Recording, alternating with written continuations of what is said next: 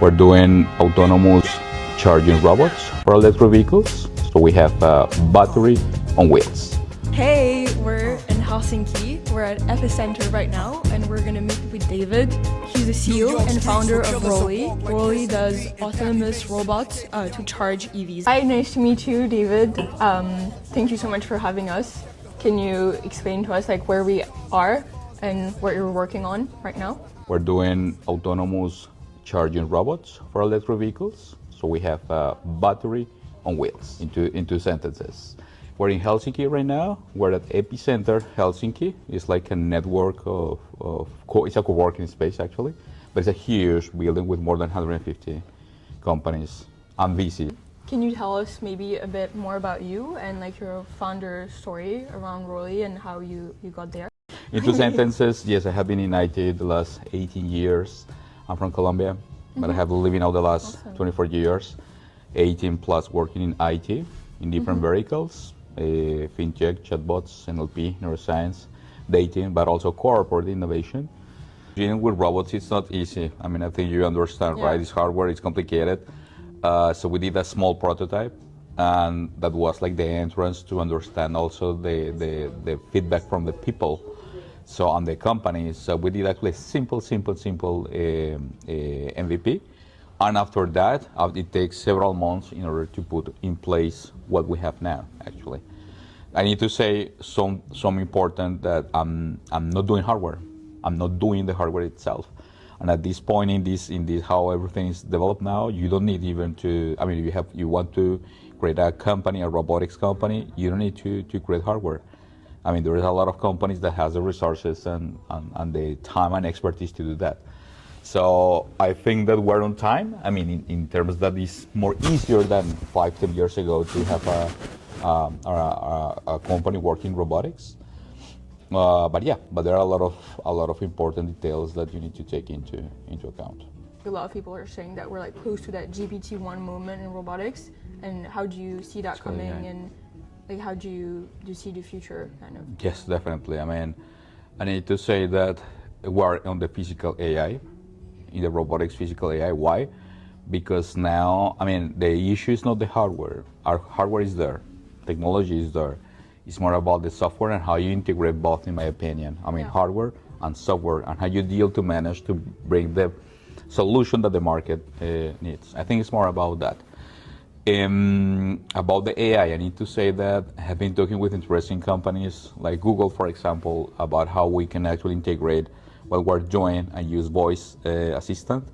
So my idea 3-4 years ago was to have saying, okay, Google, let's have a Rolly, these type of things, but now it's not possible for developers. Why? So, I mean, if you want, before, you couldn't jump internally to the Google Assistant, because before was Google Assistant, and then was Gemini, and it's growing. So now it's not possible. I mean, you need to create everything outside of Gemini. Yeah. But the thing is, we realized, and it was a trigger, that it wasn't possible, again, 8-9 months ago. And then I decided to make everything by myself, saying that instead of getting these components from big companies, I'm doing this with some help of some software or cloud computing, etc. But the idea was to create a voice assistant that can help to book a charging session.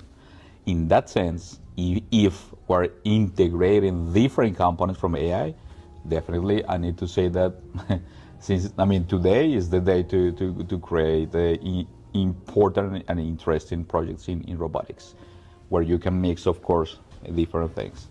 But yeah, I think that today the influence of AI is super important. So now you need, in my opinion, you need to have expertise not only about hardware or about mechanical. It's not enough today. On the other side, I mean, AI is helping now to build faster.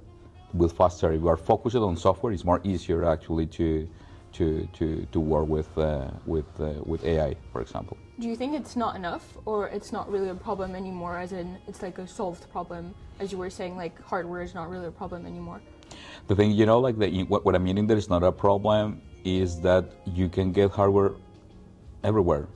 I mean, all the components that you need, for example, to build a four wheels robot is there. I mean, you don't need to build an startup to build hardware anymore, because there are thousands of companies that are bringing a lot of interesting solutions already in the market. Already took a lot of time, resources, investments to build that. So you just better go to understand how you can use some parts, some hardware, like package it and actually build something that can solve issues or challenges for the companies, let's say. How are you approaching risk, both like an agentic risk when you're building and risk later on when the robots are deployed? Yes, well, for now, I need to say a couple of things. Well, I have been, as I said before, many years working on software, so I knew a lot of interesting ways to build code, but I didn't code myself. I mean, simple things like HTML, these simple things. Yeah. But I'm more from the product business side. I'm more from that side. But now, I developed for the last 6 months. I developed more than for the last 18 years. Yeah, that's crazy. And the thing is that now I understand perfectly, if I'm alone, what times I need, what I need to have in order to have a nice code. In terms of, for example, I'll give you an example. I built my own MCP server, where it means that I have 28 agents doing different tasks inside. Some of them are creating code, but now I understand where they need to put the code in order not to, fuck up the product. Yeah. So I have different layers, different branches. I have double code reviewers, for example. So at the end of the day, when I deploy, I already actually pass for the cycle of code reviews, let's say.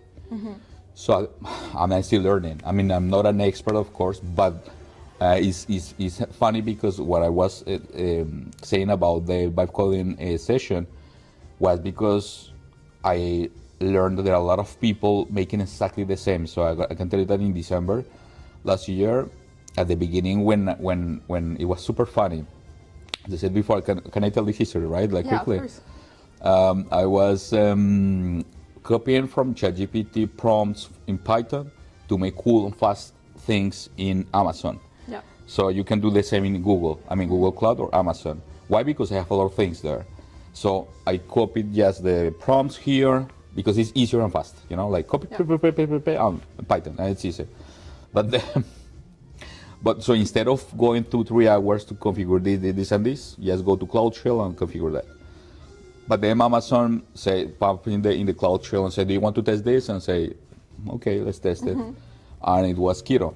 And so it's just an agentic, it's just a tool from Amazon that has different models. And this guy changed my life completely because he could do whatever you want. Yeah. And now if you're not building, you will get stuck. Yeah. So it's the time. So now, I remember at the beginning, was so excited about this that I couldn't even sleep, like 3 o'clock in the morning. Yeah. And you still, no, I want this, but how is this happening? So let's continue. So maybe for 1 month, I was sleeping not in the proper way. But the funny thing that is what we're doing this because I thought that I was the only guy, but happened that not. Yeah. There was a lot of people with the same situation that with like me. Yeah, you just want to try everything. Yes, and but the one thing that I did that I understood from the beginning, because I had in my life a lot of fuck ups, a lot of startups in different verticals. I start building not just cool stuffs, but things that are inside of the company that can help me. So now with AI, I built a platform. I call that dashboard. That at the beginning was just an analytics platform. It's a web service, analytics platform, but then I integrated with the MCP from Google Analytics, but then with the MX panel. But then Kiro asked me, do you want to build your own analytics data set? I said, yes, of course, I have my own. So I now have analytics for all the products, because now I have not only the robot that is here, I have we don't have an app, we have a web version. We have the second now that actually is a map. Yeah. And inside of the map, I have a wallet, I have an API, I have an ID, and this everything I actually developed myself, and everything is working actually. So the robot, for example. So the idea was to have an AI assistant that can help quickly with the booking of the robot. So you asked me about the small details. I'm not in, how do you say? I'm not integrating AI on the robot. No, I'm just given a task that I can actually automatize with voice or with text. That's all. I don't know if you understand the point. Yeah. So I'm not giving life to the robot. The robot for me is hardware, right? Yeah. But I separate really good that thing, hardware, software, and if we're using just AI tools, it's just because I need to be sure that it's super secure. So think about it that it's a huge robot with 500 kilograms, and you just can book it with a one click, right? So anyway, it's not easy. We need to take into account a lot of nuances. And how do you, as I was saying, like how do you approach risk with like robots interacting with the real world and eventually being out there, being able to interact with anyone? Well, to be honest, it's a big question that is opened, because when you go, for example, in my case, I'm in a pilot phase. Yeah. I'm not selling robots. We're on a robot as a service. We're renting actually the robots. But then when you go and, talk with the people and you said that you are using AI, there is any way, like, think that, hey, yes, like why? We don't understand. We don't know what is this. So I avoid saying that. So at the beginning, what we have now is just an app. You just three buttons and you do everything. But now, after creating this dashboard that I said, I have a bugs and task system that is fully automatized. I have agents that are doing that. I have an MCP server. So I have a lot of things that I have been building for the sake of the team, because I was interesting thing. I have a CTO, but the CTO is actually hardware. It's not software. Yeah. He was for Tesla for 9 years. So this guy is different anyway. And my other co-founder, he's from the research side, also innovation research, but he's from Finland, and he's this type of old style guy, right? And I was the only one doing this, so I was. We have more time, right? I was building a lot of stuff, and they were sending me a lot of messages. Hey, Dave, but this is not working. I said, no, hold on. I can't take this more, so please send me a task or a bag. But of course, we have been using different tools. I don't know, Jira or Trello, whatever. But nobody was using that in the past. So I actually create my own system. So the guys can use Telegram to send me a bag or task, and this task goes to our dashboard, and an agent is working on the task. I have an AI team. You can imagine a lot of things that have happened. So again, now it's not anymore about only hardware and the robot, but how we can help, how we're building products or features that can help you to be more productive. Yeah. That's in my case, proper case, sorry. But it doesn't mean that can work to anybody. It was just my case. It was, the time, and that's all, Right. But I still believe there are a lot of challenges anyway. A lot of challenges there.